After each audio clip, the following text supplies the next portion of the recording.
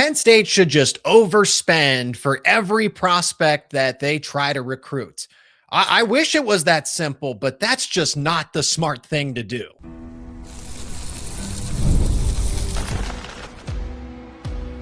You are Locked On Nittany Lions, your daily podcast on the Penn State Nittany Lions. Part of the Locked On Podcast Network, your team every day. Yes, we are talking some Penn State football and a little bit of fiscal responsibility. My name is Zach Sako, your host as always. Help me welcome back Pat Kerbler over from Black Shoe Diaries. Thank you so much for joining us as ESPN put out a transfer portal rankings list of the best players to go into the portal. Penn State only had 3. I figured they'd have a lot more. We'll talk about that later.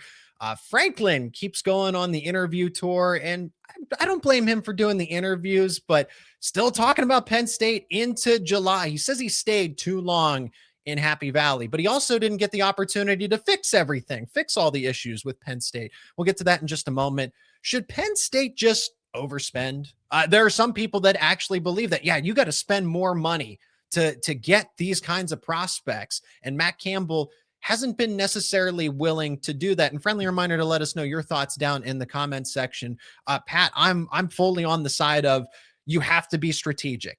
It is not as simple as get into every single bidding war, have the final offer, match every counter offer, do whatever it takes financially.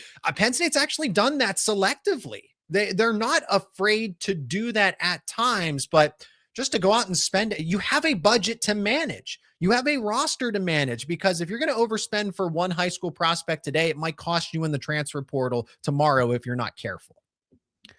I just hope that we get to the point when we get to that transfer portal that it is Penn State is overspending. Because right, that's like what we're hearing right now when it comes to like recruiting. It's like, oh, well, you know, wide receiver, a couple misses on the wide receiver front in the high school recruiting ranks. Yeah. We'll just get one in the portal. I really hope that when the portal comes, we're not going to, and, you know, I know Penn State took 2 Iowa State guys who, you know, are, you know, basically locked in as starters last offseason. Mm-hmm. But right, they also took a Grambling State kid that talented, good size on Keith Jones Jr., but is he going to, like, that's a big step up. And that's kind of where, when I look at, you know, after this coming season, and we'll see what happens with this season, because I think that's going to play in part of how aggressive Penn State can or can't be in the portal, depending upon their budget.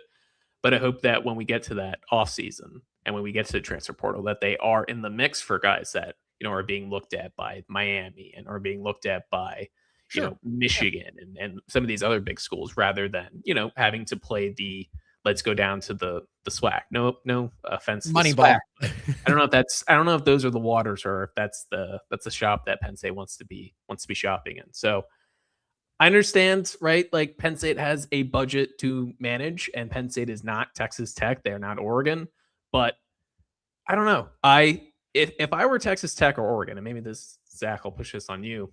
Okay. I'm curious about your thoughts. Say that Penn State all of a sudden has this mega whale donor, same way that Texas Tech does with Cooper Campbell, same way that Oregon does with Phil Knight. Would you want them to go over the top the way that Oregon and Texas Tech were able to do? Or are you still of the mindset you would want them to be like a Georgia or maybe Ohio State? Ohio State, it depends who you talk to. Ohio State fans certainly act like they don't have any money, but then everyone else is like, no, Ohio State has plenty of money. But they're certainly not in the Oregon, Texas Tech, we can just overwhelm you with the over-the-top offer. If Penn State had that, and I know they don't, but if they do, would you want them to act like a Texas Tech or Oregon?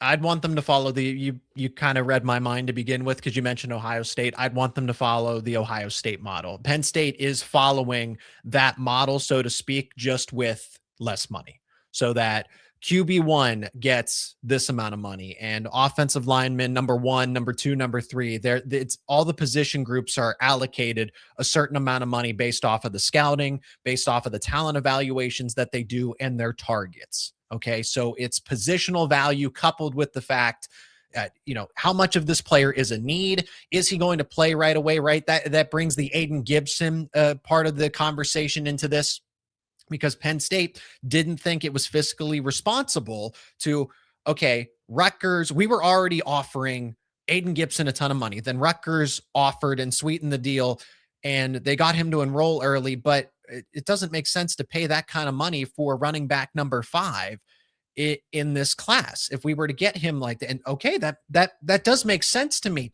You have to be more, this is Major League Baseball, so to speak, where there's no salary cap, and you'll have teams like the Dodgers, as you mentioned, Texas Tech and Oregon, but small market teams can still win. And Penn State isn't at the bottom, but they're definitely dealing with a different budget. So we can bring in how Penn State should handle its NIL and what they should do to boost revenue, increase revenue and everything. So that can be a part of this too. But if they were to get more money, that would mean that they would just be more competitive, but I would still want them to stick to the same formula where you don't just overspend for one player, just to get them. You put valuations on everything, and it kind of lines up so that, again, you win the battle today, but how many players do you lose to the portal or miss in the portal because you weren't allocating your funds properly? I like the baseball analogy, and we've always have tried to figure out, like, how do we explain college football NIL to, so much of the talk is about how college football is becoming professional ranks and how it's like the NFL, but it's like, okay, well, the NFL kind of has, I mean, they have a salary cap and rules. Yeah, exactly. Well, so that's what I was going to say. Like, even with the baseball thing, where there is no salary cap, like teams can just spend whatever you want to spend as long as you're willing to pay that. The difference is, right, with like the Dodgers, okay, they can go over the top and they can get Ohtani and they can get Kyle Tucker and they can get, a bunch of other guys that I probably can't name right now. Those guys are locked into their contracts then, though, right? Ohtani, I'm sure he has some opt-out clause eventually in his, whatever he ended up signing. I don't even know. Yeah. I think, wasn't it like 12 years or 13 years? Not the important part, but right, yeah. I'm sure he had an early opt-out, but it wasn't an opt-out after every single season.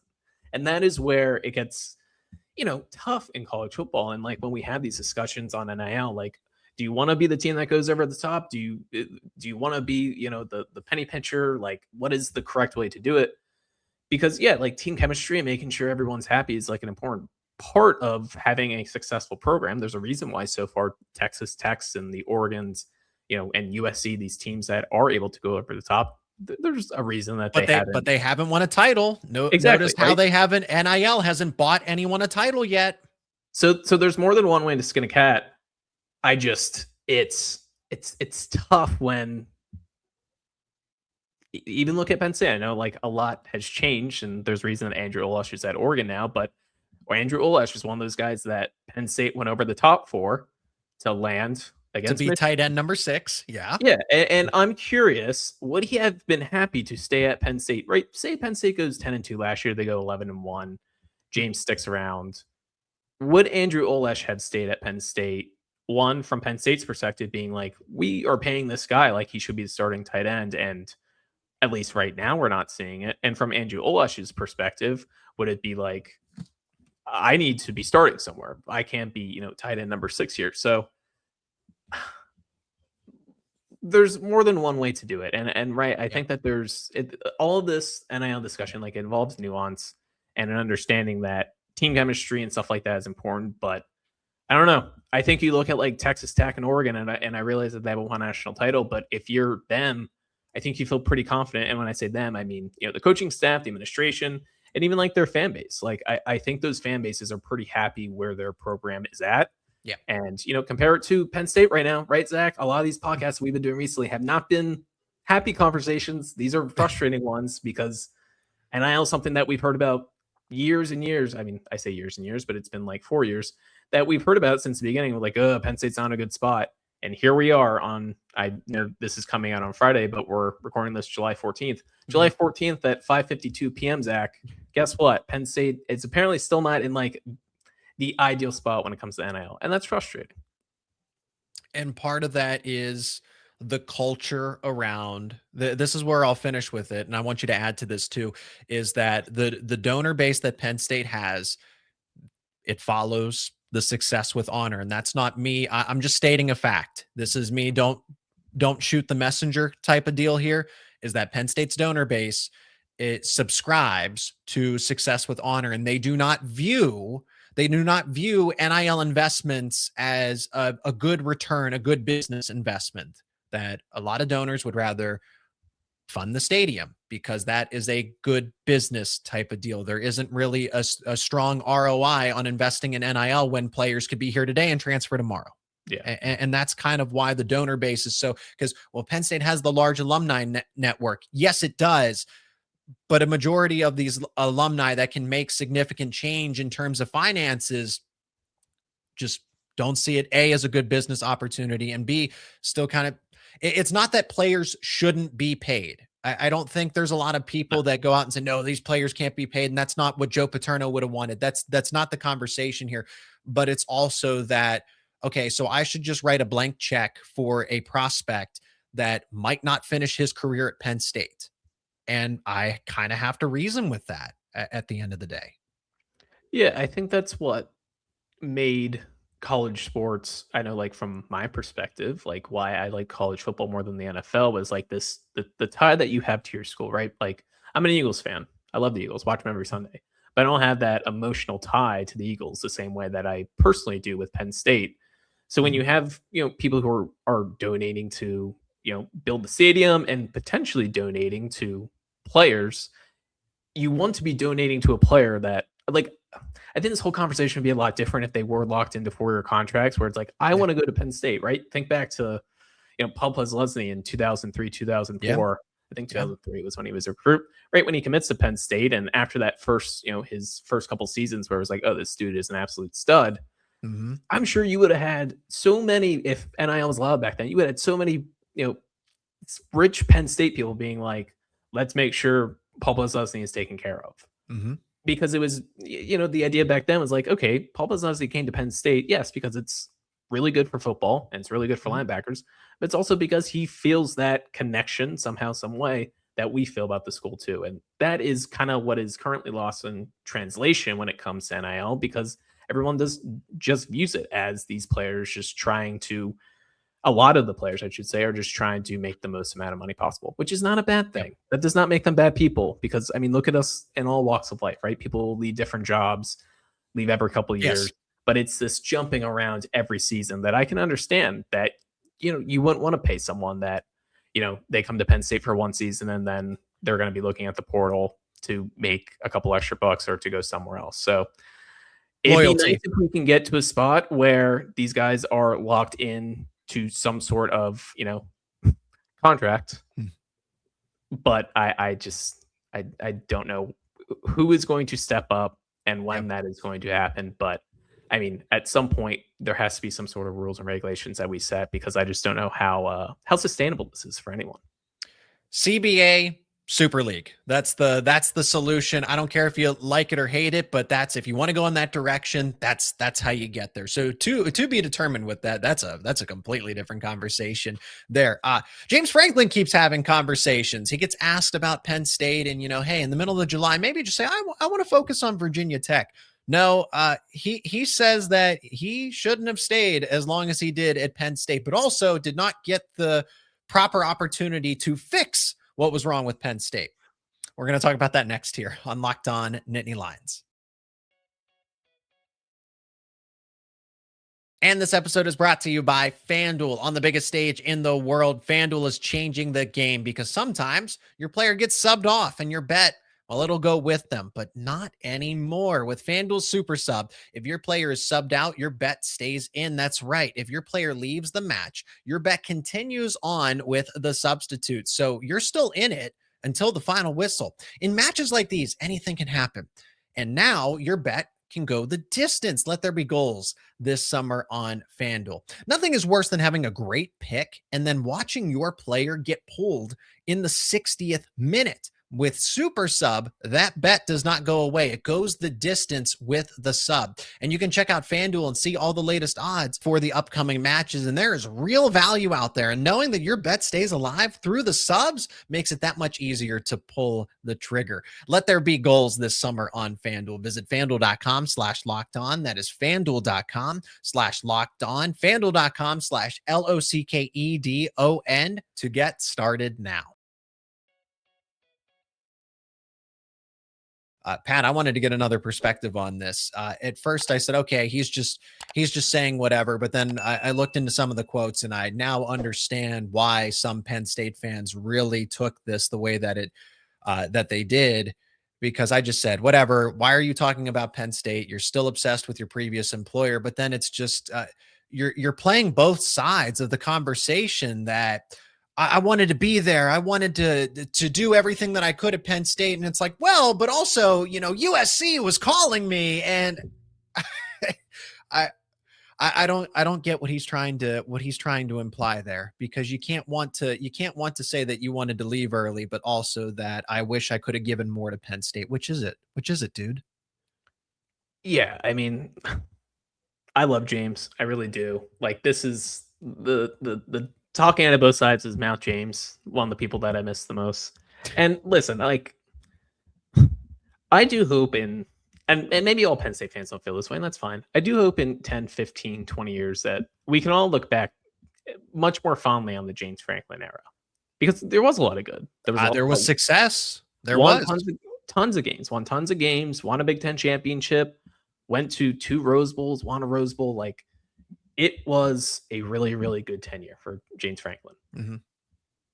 As we've said multiple times on here, it was over. It was absolutely over. And that's like the funny thing of, like, one of his quotes is about, like, they didn't give me the chance to fix it. It's like, James, pal, brother, it's been 12 years. It's been 12 years. Like, this was it. This was right. I'm pretty sure this was his 12th season. Maybe I'm off by it was in his 12th season. Yes. Right. It was in his 12th season. It's like, there's nothing left to fix. Right. It's just like in any type of relationship, like, you hit a point where we have tried everything, right? We went 0-5 in 2020. We went 7-6 in 2021, and we extended you.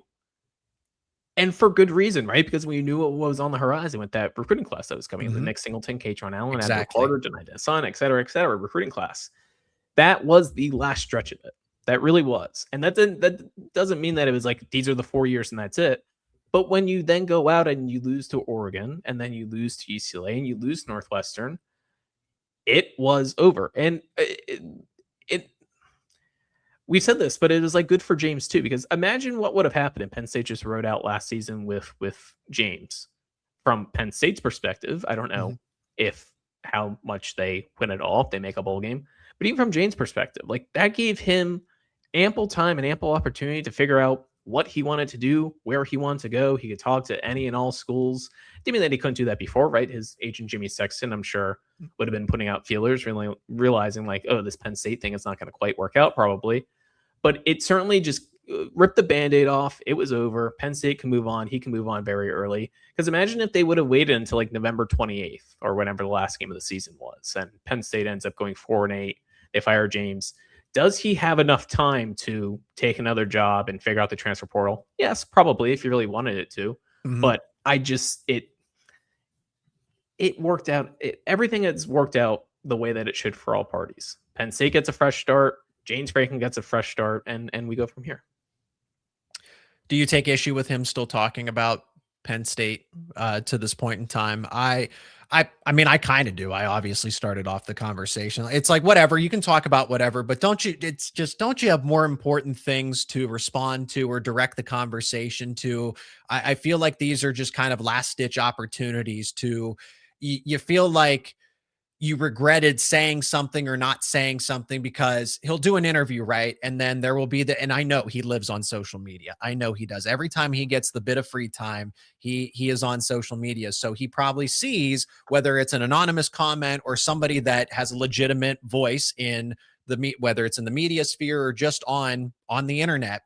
And he sees that and he's like, okay, I will respond to that the next time I get to talk to somebody. So the conversation turned to, well, James Franklin never thanked the university or thanked the fans. And then he said, I'm always grateful for the fans. I'm grateful for the university and the opportunity. So this is what is left to be said at this point from him. I feel like he's said everything. He's answered every question. He's talked about every angle. He's played every side of it. What could still be left? And if he's still talking about Penn State after the season rolls around, like this has to be it, right? You have nothing left to say at this point. I don't personally have an issue with him. I mean, he can say whatever he wants. It doesn't really affect me. It doesn't make me angry. I more find it amusing than anything else. My original takeaway when I saw it, I was like, why is he still, I can't believe he says this stuff. Like, that's kind of my perspective on it. Cause I would just be like, I don't know, just move on. I don't really know what's gained by all this. I guess, like, from a personal perspective, I wish he would stop talking about it because, no offense, Zach, but I'm sick and tired of talking about this guy. Like, I really we're in am. the middle. We're in the middle of July reacting to something the former coach said. Yes, every time he reacts or every time he says Penn State, I have to, come on here and we have to talk about it. And I would just like to be done talking about James Franklin and certainly, like, relitigating this whole past, because that's, I guess, if there's anything I take, like, issue with, whether it's going on with Josh Pate, or I think he went on the Andy Staples, Ari Wasserman one, and this was The Athletic. Yeah. I still would love, like, an actual in-depth, non-vague answer, because he's vaguely said kind of what went wrong last year, like in-depth specifics. I understand that maybe he can't, like, fully say all that because some of the players are still at Penn State and he wants to perhaps respect that. And some of the players at Virginia Tech wants to respect that, and other coaches, right? He doesn't probably want to say anything too negative about Jim Knowles, but I would like a little bit more in-depth answer on what went wrong last year. Like, when you say, like, James Franklin this is a new James Franklin, like, what are you changing at Penn State specifically to what are you doing at Virginia Tech? Because I think that would be an interesting answer. Obviously, we're not going to get that. He's had plenty of opportunities to do so, but he hasn't. I'm interested to see. I do have to say, like, no, I'm saying, like, oh yeah, I'm sick of talking about James Franklin. I am interested to see, like, what happens with his tenure at Virginia Tech, because I go back and forth. Like, I would say, like, 85% of me, it's like he's going to do well. He's going to win 8 games. He's going to win 9 games. Maybe he gets 10 games in there. There's also the other side of me, just like there's the other side of me, like, oh, he just goes in and dominates the ACC. There's the other side of me, a very small side, that I'm like, there's not a lot of examples of guys in their 50s who were at I know Penn State's not a blue blood program, but if you want to call it that, like, one of the, what I said, the top 18 jobs, there's not a lot of examples of coaches in their 50s at top 18 jobs that then go somewhere else after that and have success. There's really not, especially when it's no offense to Virginia Tech, it's a step down. So I'm greatly interested to see if James can buck the trend, because he's still young enough. It's not like he's 58 or 59, but generally coaches do have a shelf life, especially in this day and age, right? We're just talking about NIL and salary cap and all that. Like, it is a absolute terror of a job. And I just would be interested to see how refreshed he is. So from that perspective, I still am interested in James Franklin, but the constantly bringing up Penn State and talking out both sides of his mouth, it's just a little weird. But here we are reacting to it, so I don't know how much better we are, Zach. I got to agree with you there. I am definitely going to be, I think hate watching Virginia Tech this season, because I want to know, how are these players, because I keep being told that, oh, you lost to Luke Reynolds and you should have picked Ethan Grunkemeyer over Rocco Becht and Alex Mansky. Well, I'm going to want to know if that was the right decision or not. So yeah, I will be watching Virginia Tech. I will be paying close attention for probably the next 1 to 2 seasons, since there's overlap. I'm probably going to hate watch Tennessee as well, because of Jim Knowles. Was Jim Knowles an issue, or was it James Franklin's leadership of Jim Knowles an issue, right? What happens when he's at another institution with different players, different coaches around him? And you get to see Chaz Coleman at 10. Oh, wait a second. Not quite that, but you do get to see Dejon Lane and Xavier Gilliam and Amari Campbell, right? But that's what I mean, is it's not so much, oh, I got to know what James Franklin is doing. No, I want to see who's right or wrong in the debate of, you should have kept these Penn State players. Yeah. It's interesting, right? James is, and that's where, I know a lot of Virginia Tech fans on Twitter tell Penn State fans you're obsessed with James. We tell them you're obsessed with Penn State. I think where the disconnect is, it's like, listen, James was in my life. Like, I was a sophomore at Penn State when James got hired. I'm now 32. I get married in a couple weeks. Like, James was with me at my favorite. You know him better than anyone. I know him better than everyone, right? I was just talking about, the emotional connection you have with your school. Like, he was a big part of Penn State and a big part of this team that I come on the internet and talk about and think about all the time. Like, obviously, he's not just going to leave and I'm just going to act like he doesn't exist anymore. It's, those things are still, how he does is still going to interest me. So we'll see. Well, back to Matt Campbell, the current coach of Penn Oh yeah, State. that's right. He brought over a ton of transfers. Penn State was very active in the transfer portal, and yeah, there should be some guys that landed on this list of ESPN's top 100 portal players. But only three, and Rocco Becht is the highest for good reason. We're going to talk about that next here on Locked On Nittany Lions.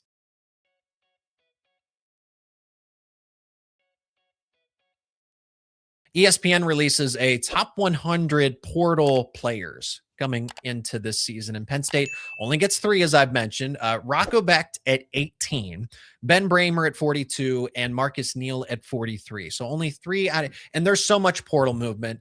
Gosh, Pat, I couldn't even begin to. I guess I would need to go through the top 100 again. I skimmed through it, right? I wanted to get the idea for Penn State, but there's so much portal movement that, yeah, not every Penn State player should be on there, but Chase Sowell does it right. I think he can get over 1,000 yards, be one of the better receivers in the Big Ten overall. This isn't just on talent alone.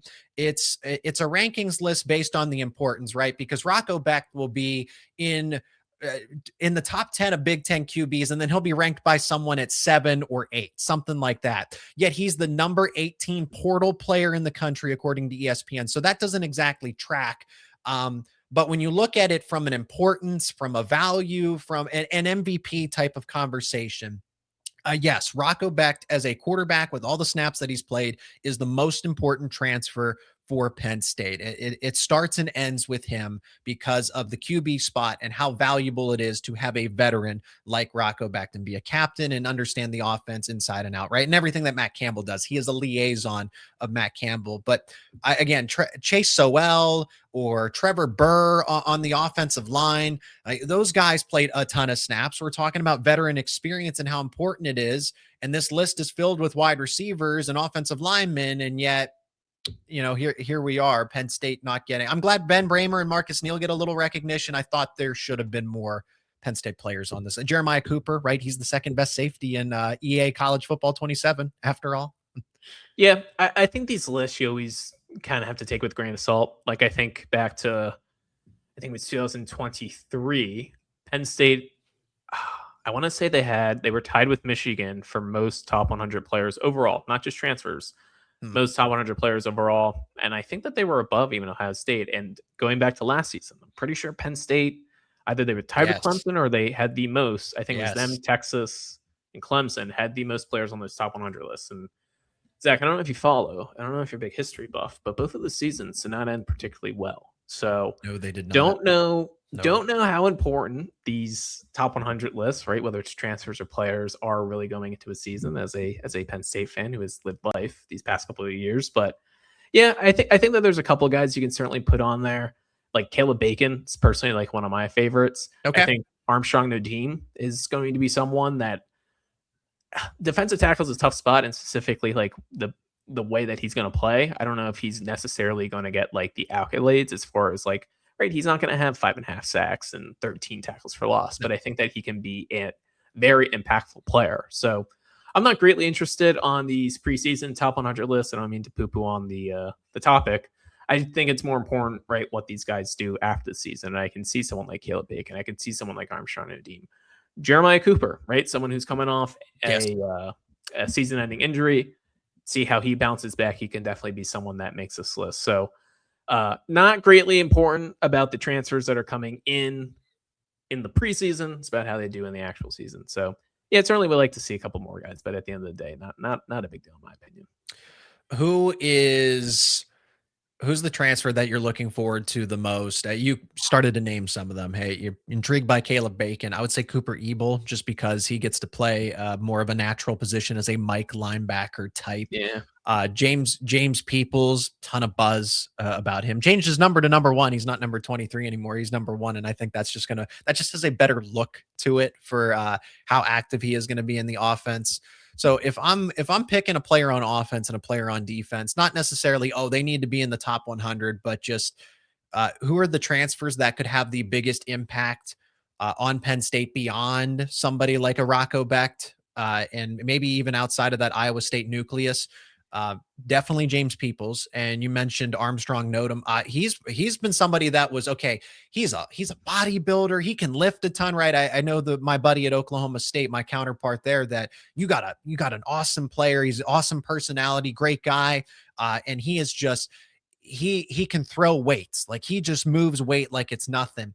And Danton Lynn and Ikaika Malloy and company are starting to have him be more than just a weightlifter. He is now turning into a serious football player where I could see him being a starter. And when I had projected him as maybe the 4th defensive tackle, where he could actually be the lead guy. So I'm glad you mentioned him. Nnodim in particular, I like him because when you look at his profile as when he signed out of high school and went to Oklahoma State, I think it was listed like 265, 270, 275, but it was the impressive frame he had back then as well, even at that weight.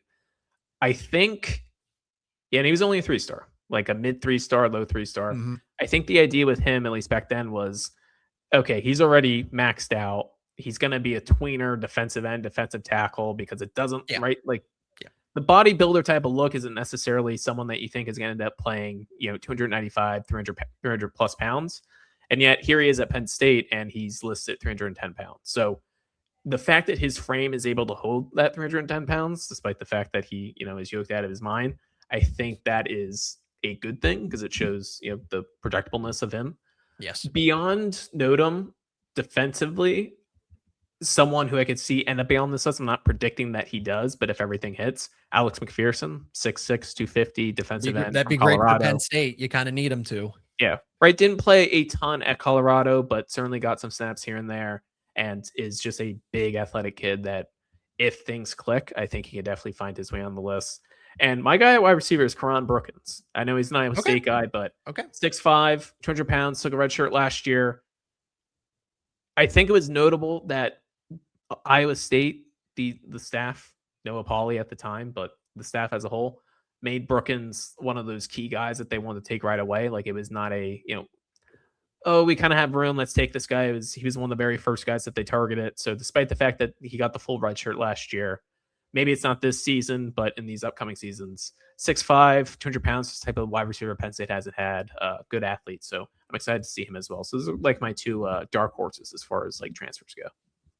You would hope that he's the heir apparent, so to speak, because that's what the role of Chase Sowell, to be an athletic. Is it fair to compare him to Allen Robinson? Maybe he makes similar type of catches. So that's what Penn State's trying to go for there. If Chase Sowell can do things like that, same thing with Karon Brookins, that's the idea. So a lot of intriguing aspects here with these Iowa State transfers that, these are just a bunch of Iowa State holdovers. No, they have some potential if that all can materialize, but we just got to get to kickoff, man. A lot of speculation here, but can't wait to actually review it when it all goes down. My name is Zach Sako, your host as always. He is Pat Kerbler, frequent guest on the show. Links to his work will be down in the description. I highly encourage you to go check them out and leave us your thoughts. Let us know your thoughts down in the comments section. Thank you as always for joining us. Pat, thank you so much for joining me once again. Always appreciate your expertise, your commentary here on the show. Thank you as always, Zach.